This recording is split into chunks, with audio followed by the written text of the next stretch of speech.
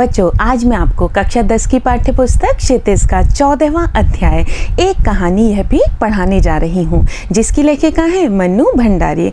बच्चों, आज हम इसका पहला भाग पढ़ने जा रहे हैं। तो चलिए बच्चों, हम पाठ पढ़ना प्रारंभ करते हैं। लेखक परिचय। तो बच्चों, कोई भी पाठ पढ़ने से पहले हम क्या पढ़ते हैं? उनका लेखक परिचय पढ़ते हैं। तो यहाँ पर हम मन्नू भंडारी जी का लेखक परिचय जान लेते हैं। मन्नू भंडारी का जन्म सन 1931 में गांव भानपुरा, जिला मंदसौर, जो कि मध्य प्रदेश में स्थित है, वहां पर हुआ। परंतु उनकी इंटर तक की शिक्षा दीक्षा हुई राजस्थान के अजमेर शहर में। तो जन्म तो इनका मध्य प्रदेश में हुआ था, लेकिन उसके बाद में इनका परिवार अजमेर में आकर रहने लगा और वहीं पर इनकी इंटर तक की शिक्षा दीक्षा संपन्न हुई थी। बाद में उन्होंने हिंदी में एमए किया। दिल्ली के मिरंडा हाउस कॉलेज में अध्यापन कार्य से अवकाश प्राप्ति के बाद आजकल दिल्ली में ही रहकर स्वतंत्र लेखन कर रही हैं। तो हिंदी विषय में बच्चों इन्होंने एमए किया था। आप जानते हैं कि हम 12वीं तक की पढ़ाई करते हैं स्कूल में, उसके बाद हम बीए, बीएससी या स्नातक की जो पढ़ाई करते हैं वह कॉलेज में करते हैं, और बीए, बीएससी और बीकॉम के बाद में क्या किया जाता है? एमए, एमकॉम या एमएससी, वह भी कॉलेज से या विश्वविद्यालय से की जाती है। तो इन्होंने एमए की जो पढ़ाई की थी वह हिंदी विषय लेकर के की थी, और उसके बाद में दिल्ली में मिरांडा हाउस नाम का एक कॉलेज है जहां पर कि इन्होंने अध्यापन कार्य किया। वहां पर ये शिक्षिका बन गई। स्वातंत्र्योत्तर यानी कि स्वतंत्रता के बाद का जो युग था, हिंदी कथा साहित्य की प्रमुख हस्ताक्षर मन्नू भंडारी की प्रमुख रचनाएं हैं। तो स्वतंत्रता के बाद के हिंदी साहित्य के जो प्रमुख हस्ताक्षर थे, यानी कि हिंदी साहित्य में जिन्होंने सबसे अधिक योगदान दिया, ऐसी लेखिका थी मन्नू भंडारी। और उनकी जो प्रमुख रचनाएं हैं उनके नाम है एक प्लेट सैलाब, मैं हार गई, यही सच है, त्रिशंकु। बच्चों, ये सब इनके कहानी संग्रह हैं, यानी कि इन पुस्तकों में इनकी काफ़ी सारी कहानियाँ संग्रहित की गई हैं। आपका महाभोज, ये इनके उपन्यास है। इसके अलावा उन्होंने फिल्म एवं टेलीविज़न धारावाहिकों के लिए पटकथाएं भी लिखी हैं। तो बच्चों, जब भी कोई फिल्म बनती है या फिर टेलीविज़न का कोई कार्यक्रम बनता है, कोई सीरियल बनता है, तो उसकी जो कथाएं होती हैं उन्हें पटकथाएं कहते हैं। तो मन्नू भंडारी ने बहुत सारी फिल्मों के लिए और बहुत सारे टेलीविज़न पर आने वाले सीरियलों के लिए भी कहानियाँ लिखी हैं, यानी कि पटकथाएं लिखी हैं। हाल ही में एक कहानी यह भी नाम से आत्मकथ्य का प्रकाशन, हाल ही में यानी अभी अभी उन्होंने एक कहानी यह भी नाम से आत्मकथ्य, आत्मकथ्य कहते हैं अपनी कहानी को, अपनी कथा को या आत्मकथा को, आत्मकथा का उन्होंने प्रकाशन कराया है। उनकी साहित्यिक उपलब्धियों के लिए हिंदी अकादमी के शिखर सम्मान सहित उन्हें अनेक पुरस्कार प्राप्त हो चुके हैं। उन्होंने हिंदी साहित्य में, हिंदी कहानी में जो योगदान दिया है उसके लिए उन्हें बहुत अधिक पुरस्कारों की प्राप्ति हुई है, जिनमें भारतीय भाषा परिषद, कोलकाता, राजस्थान संगीत नाटक अकादमी, उत्तर प्रदेश हिंदी संस्थान के पुरस्कार शामिल हैं। मन्नू भंडारी की कहानियाँ हों या उपन्यास, उनमें भाषा और शिल्प की सादगी तथा प्रामाणिक अनुभूति मिलती है। यानी कि भाषा और शिल्प, शिल्प यानी कला, उसमें एकदम सादगी होती है, एकदम सादा होती है, एकदम सरलता होती है। इसके अतिरिक्त उनमें प्रामाणिकता भी होती है, वे बिल्कुल प्रामाणिक होते हैं, उनमें कोई भी गलत बात, गलत बयानी नहीं होती है। उनकी रचनाओं में स्त्री मन से जुड़ी अनुभूतियों की अभिव्यक्ति भी देखी जा सकती है। वे स्वयं स्त्री थीं और स्त्रियों के मन को बहुत अच्छी तरह से जानती थीं, इसलिए उनकी कहानियों में स्त्रियों के भावों की विश्वसनीयता दिखाई देती है। अब हम बच्चों पाठ परिचय देख लेते हैं। इस पाठ के विषय में थोड़ी सी जानकारी ले लेते हैं। एक कहानी यह भी के संदर्भ में सबसे पहले तो हम यह जान लें कि मन्नू भंडारी ने पारिभाषिक अर्थ में कोई सिलसिलेवार आत्मकथा नहीं लिखी है। तो बच्चों, आत्मकथा जो होती है वह सिलसिलेवार होती है। जो व्यक्ति अपनी आत्मकथा लिखता है वह पहले अपने बचपन की घटनाओं के विषय में बताता है, फिर युवावस्था के विषय में बताता है, फिर उसके बाद बाद में वृद्धावस्था के विषय में बताता है, यानी कि एक सिलसिलेवार ढंग से आत्मकथा चलती है, एक क्रमिक विकास आत्मकथा का होता है। परंतु मन्नू भंडारी ने कोई भी क्रमिक आत्मकथा नहीं लिखी है। उनका जो आत्मकथा है एक कहानी यह भी, इसमें कोई क्रम नहीं है, कोई सिलसिलेवार घटनाओं का वर्णन नहीं किया गया है। अपने आत्मकथा में उन्होंने उन व्यक्तियों और घटनाओं के बारे में लिखा है जो उनके लेखकीय जीवन से जुड़े हुए हैं। इस आत्मकथा में उन्होंने उन व्यक्तियों के विषय में बताया है जिनका इनके जीवन पर, इनके साहित्य पर और इनके लेखन पर प्रभाव पड़ा है। संकलित अंश में मन्नू जी के किशोर जीवन से जुड़ी घटनाओं के साथ उनके पिताजी और उनकी कॉलेज की प्राध्यापिका शीला अग्रवाल का व्यक्तित्व विशेष तौर पर उभर कर आया है।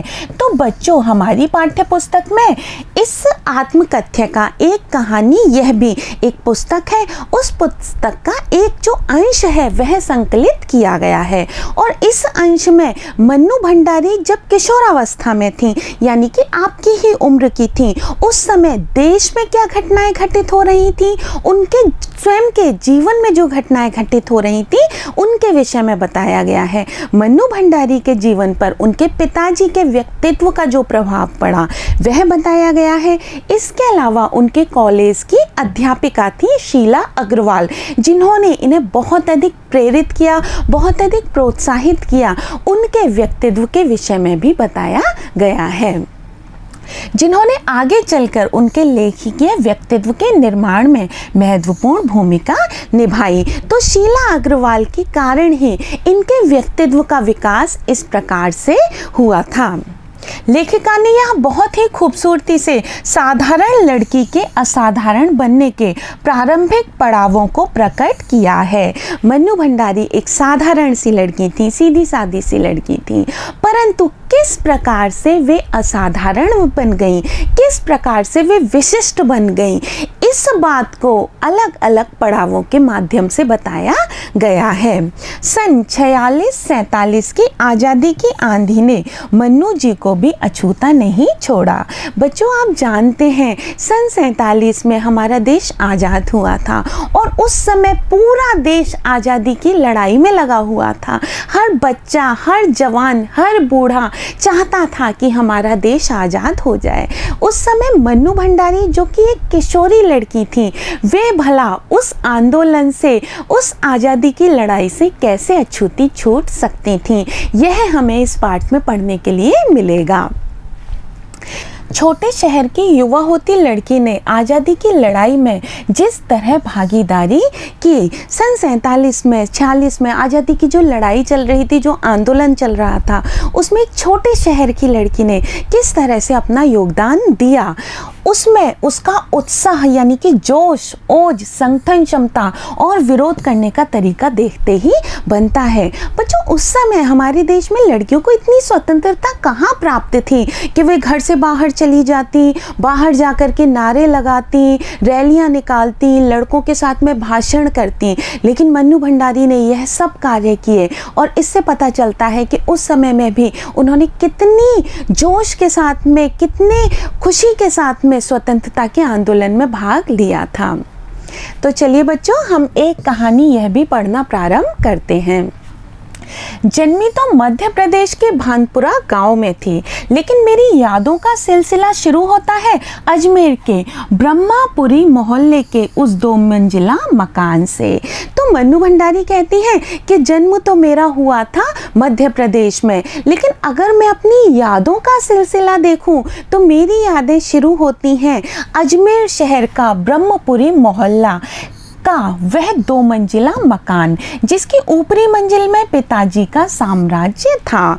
2 मंजिल का मकान था जिसमें ऊपरी मंजिल में पिताजी रहा करते थे, यानी कि उनका पूरा राज्य था वहाँ पर, जहाँ वे निहायत का अर्थ होता है बहुत अधिक अव्यवस्थित ढंग से फैली बिखरी पुस्तकों, पत्रिकाओं और अखबारों के बीच या तो कुछ पढ़ते रहते थे या फिर डिक्टेशन देते रहते थे। डिक्टेशन आप जानते ही हैं बच्चों, श्रुतलेख। तो इनके घर की जो ऊपरी मंजिल थी वहाँ पर पिताजी रहते थे, जो कि बिल्कुल अव्यवस्थित ढंग से फैली बिखरी हुई पुस्तकों के बीच में या तो कुछ लिखते रहते थे, पढ़ते रहते थे, या फिर किसी को डिक्टेशन देते रहते थे। नीचे हम सब भाई बहनों के साथ रहती थी हमारी बेपढ़ी लिखी व्यक्तित्व विहीन माँ। जो नीचे वाली मंजिल थी उसमें ये बच्चे रहा करते थे अपनी माँ के साथ में, उस माँ के साथ में जिसको इन्होंने व्यक्तित्व विहीन बताया है। व्यक्तित्व विहीन जिसका स्वयं का व्यक्तित्व ना हो, यानी कि उनकी स्वयं की कोई भी इच्छा आकांक्षा कुछ भी नहीं था, उनका व्यक्तित्व ना के बराबर था। सवेरे से शाम तक हम सबकी इच्छाओं और पिताजी की आज्ञाओं का पालन करने के लिए सदैव तत्पर। तत्पर का अर्थ होता है उत्सुक। तो इनकी माँ का व्यक्तित्व कैसा था? वे सुबह से लेकर शाम तक अपने परिवार के सारे कामों को किया करती थी, बच्चों की सारी इच्छाओं को पूरा करती थी और अपने पति की सारी आज्ञाओं को मानती थी। इसी कारण से उनकी स्वयं की कोई इच्छा कोई आकांक्षा कुछ भी नहीं थी। इसी कारण मन्नू भंडारी ने उन्हें व्यक्तित्व विहीन कहा है। अजमेर से पहले पिताजी इंदौर में थे। बच्चों, इंदौर एक शहर है जो कि मध्य प्रदेश में स्थित है, जहां उनकी बड़ी प्रतिष्ठा थी, सम्मान था, नाम था। जब वे इंदौर में रहते थे तो वहां पर उनका बड़ा सम्मान था, बड़ी प्रतिष्ठा थी और बड़ा नाम था, लोग उन्हें जानते थे। कांग्रेस के साथ साथ वे समाज सुधार के कामों में भी जुड़े हुए थे। कांग्रेस के साथ यानी कि राजनीति के साथ साथ समाज सुधार के काम भी वे किया करते थे। शिक्षा के वे केवल उपदेश ही नहीं देते थे, बल्कि उन दिनों 8-8, 10-10 विद्यार्थियों को अपने घर रखकर पढ़ाया है, जिनमें से कई तो बाद में ऊंचे ऊंचे ओहदों पर पहुंचे। ओहदों का अर्थ होता है पदों। तो बच्चों, इनके पिताजी इतने खुले मन के थे, इतने अच्छे थे कि उन्होंने कई ऐसे विद्यार्थियों को अपने घर पर रख करके पढ़ाया जो कि शहर में रह करके अपनी पढ़ाई नहीं कर सकते थे, जिनके पास आर्थिक समस्या थी, जिनके पास किसी भी प्रकार की समस्या होती थी। ऐसे बच्चों को इनके पिताजी अपने घर पर रख करके पढ़ाते थे और उन्हीं बच्चों में से कई लोग आगे चलकर बड़े बड़े पदों पर पहुंचे। ये उनकी खुशहाली के दिन थे और उन दिनों उनकी दरियादिली के चर्चे भी कम नहीं थे। दरियादिली कहा जाता है उदारता को। उस समय खुशहाली थी, धन की भी कोई समस्या नहीं थी, इसलिए उनकी उदारता के किस्से भी सब तरफ फैले हुए होते थे। एक और वे बेहद कोमल और संवेदनशील व्यक्ति थे। संवेदनशील यानी कि भावुक, तो बहुत ही कोमल थे और बहुत ही भावुक थे। तो दूसरी ओर बेहद क्रोधी और अहमवादी। अहमवादी का अर्थ होता है अहंकारी। तो एक तरफ तो वे बहुत ही कोमल थे और दूसरी तरफ बहुत ही अहंकारी थे। उनका जो व्यक्तित्व था वह दो तरफा था, यानी कि मन के बहुत साफ थे, बहुत ही कोमल थे, बहुत ही भावुक थे, लेकिन दूसरी तरफ बहुत ही अहंकारी थे। पर यह सब तो मैंने केवल सुना, देखा तब तो इन गुणों के भग्नावशेषों को ढोते पिता थे। तो उनके गुणों के विषय में तो लेखिका ने केवल सुना ही था, लेकिन जब अपने पिताजी को देखा तो वे तो इन सारे गुणों के भग्नावशेषों कहा जाता है बच्चों, टूटी फूटी के बचे टुकड़े। तो यानी कि इन सारे गुणों के तो केवल कुछ अवशेष ही उनके अंदर रह गए थे। एक बहुत बड़े आर्थिक झटके के कारण। आर्थिक झटका होता है अर्थ यानी धन से संबंधित। तो इनके परिवार को बहुत ज़्यादा हानि का सामना करना पड़ा था, धन का बहुत ज़्यादा इनको नुकसान हुआ था। तो वे इंदौर से अजमेर आ गए थे, जहां उन्होंने अपने अकेले के बलबूते और हौसले से अंग्रेजी हिंदी शब्दकोश, जो कि विषयवार था, के अधूरे काम को आगे बढ़ाना शुरू किया। तो वे हिंदी अंग्रेजी का एक शब्दकोश तैयार कर रहे थे जो कि विषयवार था और वह अपने आप में अनोखा था, अनूठा था। उस काम को उन्होंने अपनी हिम्मत के बल पर आगे बढ़ाने का काम प्रारंभ किया, जो अपनी तरह का पहला और अकेला शब्दकोश था। इसने उन्हें यश और प्रतिष्ठा तो बहुत दी, पर अर्थ नहीं। इस शब्दकोश को बनाने पर उनको बहुत ज़्यादा प्रतिष्ठा, बहुत ज़्यादा सम्मान और बहुत ज़्यादा नाम मिला, लेकिन धन की प्राप्ति नहीं हुई। धन इनके पास उसके बाद भी नहीं था, और शायद गिरती आर्थिक स्थिति ने ही उनके व्यक्तित्व के सारे सकारात्मक पहलुओं को निचोड़ना शुरू कर दिया, और उनकी आर्थिक स्थिति गिरती जा रही थी, यानी धन की समस्या उनके जीवन में आती जा रही थी। इसी का नतीजा यह था कि उनके व्यक्तित्व के जो सारे सकारात्मक पहलू थे, यानी कि जो अच्छे पहलू यानी पक्ष थे, उन सबको निचोड़ना शुरू कर दिया। वे सारे जो अच्छे पहलू थे वे नष्ट होने लग गए, उनके अंदर की अच्छाइयाँ मरने लग गईं।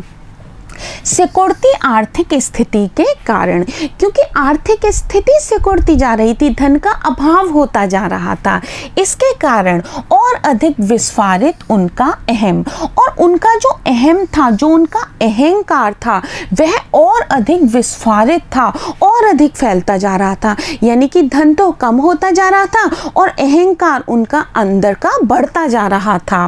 उन्हें इस बात तक की अनुमति नहीं देता था कि वे कम से कम अपने बच्चों को तो अपनी आर्थिक विवशताओं का भागीदार बनाएं। विवशता होती हैं बच्चों मजबूरियां।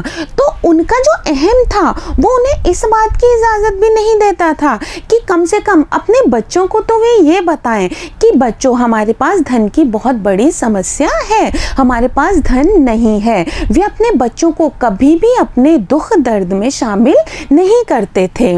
नवाबी आदतें, उनकी आदतें कैसी थी? नवाबी थी, यानी कि शाही थी, बहुत खर्चीला उनका स्वभाव था। अधूरी महत्वाकांक्षाएं, और महत्वाकांक्षाएं जो कि अधूरी रह गई थी। महत्वाकांक्षाएं कहा जाता है बच्चों ऊंची ऊंची इच्छाओं को।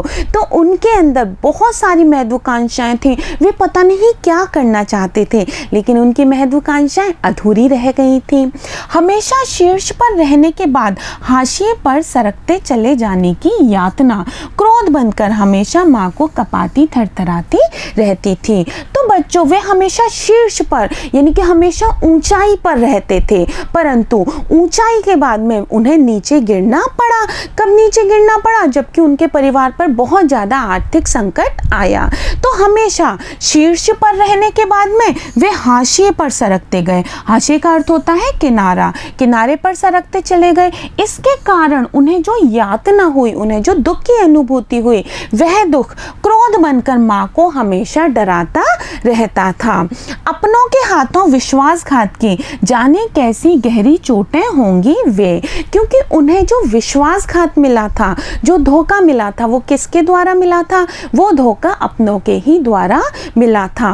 और उस विश्वासघात की पता नहीं कितनी गहरी चोटें उन्हें लगी थी कि वे, जिन्होंने आंखें मूंद कर सबका विश्वास करने वाले पिता को बाद के दिनों में इतना शक्की बना दिया था कि जब तक हम लोग भी उसकी चपेट में आते ही रहते थे। तो इनके पिताजी जो पहले तो इतना अधिक विश्वास करते थे कि आंख बंद करके किसी का भी भरोसा कर लिया करते थे, लेकिन बाद के सालों में वे इतने ज़्यादा शक्की हो गए, वे लोगों पर इतना शक करने लग गए कि अपने बच्चों की भी बातों पर उन्हें शक होता था। अपने बच्चों तक पर वे विश्वास नहीं कर पाते थे। पर यह पितृगाथा मैं इसलिए नहीं गा रही कि मुझे उनका गौरव गान करना है। लेखिका कह रही है पिताजी के विषय में इतना सब कुछ मैं आपको इसलिए नहीं बता रही कि मुझे पिताजी का गौरव गान करना है, पिताजी के महानता के गीत मुझे गाने हैं, बल्कि मैं तो यह देखना चाहती हूँ कि उनके व्यक्तित्व की कौन सी खूबी और खामियां मेरे व्यक्तित्व के ताने बाने में गुथी हुई हैं। वे बता रही हैं कि मैं अपने पिताजी के विषय में केवल इसलिए बता रही हूँ क्योंकि मैं यह बताना चाहती हूँ कि मेरे पिताजी के कौन से गुण और दोष मेरे अंदर भी समाये हुए हैं। मेरे व्यक्तित्व में भी तो मेरे पिताजी की खूबियाँ और खामियाँ आई हैं। या कि अनजाने अनचाहे किए उनके व्यवहार ने मेरे भीतर किन ग्रंथियों को जन्म दे दिया। और वे कहती हैं कि पिताजी ने अनजाने में और बिना चाहे हुए मेरे प्रति जो व्यवहार किया, उस व्यवहार के कारण मेरे व्यक्तित्व में जो ग्रंथियां आ गई हैं, जो कुंठाएं आ गई हैं, उनके विषय में मैं बताना चाहती हूँ। मैं काली हूँ। लेखिका कहती है कि मेरा रंग काला है। बच्चों, रंग तो ईश्वर की देन होती है। कोई गोरा होता है, कोई काला होता है। लेखिका अपने आप को काला बताती है। मैं काली हूँ। बचपन में दुबली और मरियल भी थी। बचपन में बहुत ही दुबली पतली भी थी। गोरा रंग पिताजी की कमजोरी था। पिताजी को क्या पसंद था? पिताजी को गोरा रंग पसंद था। यहाँ तक कि गोरा रंग उनकी कमजोरी था। बचपन में मुझसे 2 साल बड़ी, खूब गोरी, स्वस्थ और हंसमुख बहन सुशीला से हर बात में तुलना, और फिर उसकी प्रशंसा ने ही क्या मेरे भीतर ऐसे गहरे हीन भाव की ग्रंथि पैदा नहीं कर दी। तो देखिए बच्चों, इनके पिताजी को गोरा रंग बहुत पसंद था, और लेखिका की बड़ी बहन थी जो इनसे 2 साल बड़ी थी, खूब गोरी चिट्टी और अच्छी सेहत की मालकिन थी, खूब मोटी ताजी थी। उसके प्रति पिताजी को अधिक स्नेह था। वे बात बात पर मन्नू भंडारी की तुलना उनकी बहन सुशीला से किया करते थे, और उसका ही नतीजा यह निकला कि मन्नू भंडारी के अंदर एक हीन भावना पैदा हो गई। उनके अंदर एक ग्रंथि पैदा हो गई, उनके अंदर एक भावना पैदा हो गई, जिससे यह पता चलता है कि वे अपनी योग्यता को कम समझती थी। हीन भाव की भावना तब पैदा होती है जब हमें लगता है हम तो कुछ भी नहीं कर सकते, हम तो किसी भी काम के नहीं हैं। तो ऐसी ही भावना मन्नू भंडारी के अंदर भी पैदा हो गई थी। तो वे कहती हैं कि आज नाम, सम्मान और प्रतिष्ठा पाने के बावजूद आज तक मैं उससे उबर नहीं पाई। तो वे कहती हैं ऐसी हीन भावना मेरे अंदर पैदा हो गई कि आज मुझे नाम भी प्राप्त हो गया, सम्मान भी प्राप्त हो गया, लोग मुझे जानते हैं, मेरी प्रशंसा करते हैं, लेकिन मैं उस हीन भावना से मुक्त नहीं हो पाई हूँ। बच्चों, हमने एक कहानी यह भी का पहला भाग पढ़ लिया है। यह आपको अच्छी तरह से समझ में आ गया होगा। अब बच्चों, मैं आपसे अगली कक्षा में मिलूंगी और इस पाठ का दूसरा भाग पढ़ाऊंगी। तब तक के लिए मुझे आज्ञा दीजिए। नमस्कार।